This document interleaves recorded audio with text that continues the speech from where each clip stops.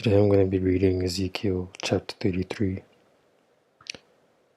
The word of Yahuah came to me, saying, Son of man, speak to the children of your people, and you shall say to them, When I bring the sword upon a land, and the people of the land shall take a man from their borders, and shall make him their watchman, and he sees the sword coming upon the land, and shall blow the ram's horn, and shall warn the people.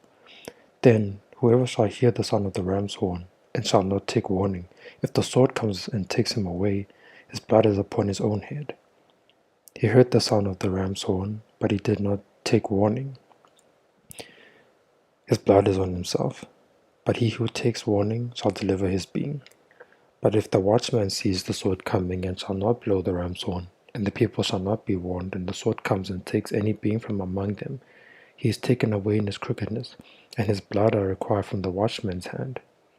And you, son of man, I have said, I have made you a watchman for the house of Israel, and you shall hear a word from my mouth, and you shall warn them for me. When I say to the wrong, O wrong one, you shall certainly die, and you have not spoken to warn the wrong from his way, that wrong one shall die in his crookedness, and his blood I require from your hand. But when you have warned the wrong to turn from his way, and he has not turned from his way, he shall die in his crookedness, but you have delivered your being. And you, son of man, say to the house of Israel, This is what you have said, If our transgressions and our sins lie upon us, and we pine away in them, how then shall we live? And I say to them, As I live, declares the Master Yahuah, I have no pleasure in the death of the wrong, but that the wrong turn from his way and live.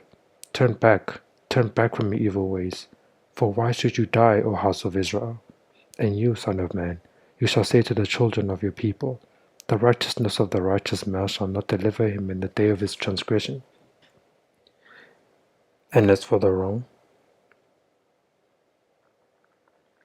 wrongness of the wrong, he shall not stumble because of it in the day that he turns from his wrong, and the righteous shall not be able to live because of his righteousness in the day that he sins. When I say to the righteous that he shall live, and he has trusted in his righteousness, and shall do unrighteousness, none of his righteousness shall be remembered. But because of his unrighteousness that he has done, he shall die. Again, when I say to the wrong, you shall certainly die, if he turns from his sin and does right and righteousness.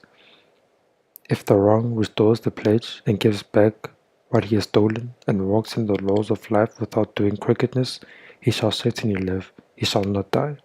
None of his sins which he has committed shall be remembered against him. He has done right and righteousness, he shall certainly live. And the children of your people have said, The way of Yahuah is not fair, but it is their way which is not fair. When the righteous turns from his righteousness and does unrighteousness, he shall die because of it. But when the wrong turns from his wrongness and does right and righteousness, he shall live because of it. And you have said, The way of Yahuah is not fair. O house of Israel, I shall judge every one of you according to his own ways. And it came to be,